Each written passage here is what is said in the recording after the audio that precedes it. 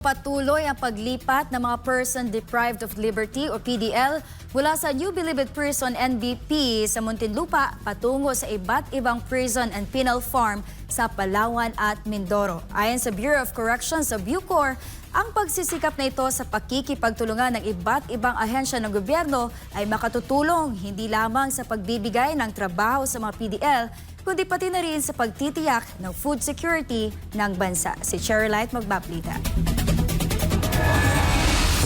Puspusan na nga ang ginagawang paglilipat ng Bucor sa mga probinsya ang inmates na nakakulong sa New Bilibid Prison, Muntinlupa.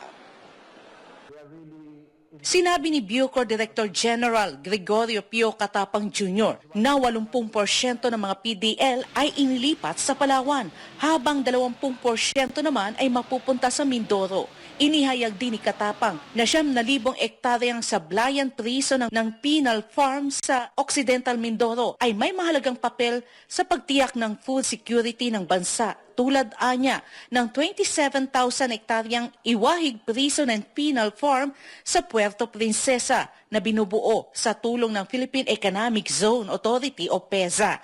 Parehong matatagpuan sa Luzon at nakahanay sa plano ng Batangas-Luzon Economic Corridor. Sakop ng koridor na ito ang Subic, Maynila at Batangas. Sabi din ng Bucor Chief na hinihiling niya sa National Economic Development Authority na isama ang mga ari-arian ng Bureau sa Mindoro sa Luzon Economic Corridor kasama ang mga nasa Palawan. And then of course itong Palawan at Mindoro, isasama natin sa growth area. Yung Luzon Economic Corridor, kasama tayo dyan, sasabay tayo. No? Lahat ng produkto natin na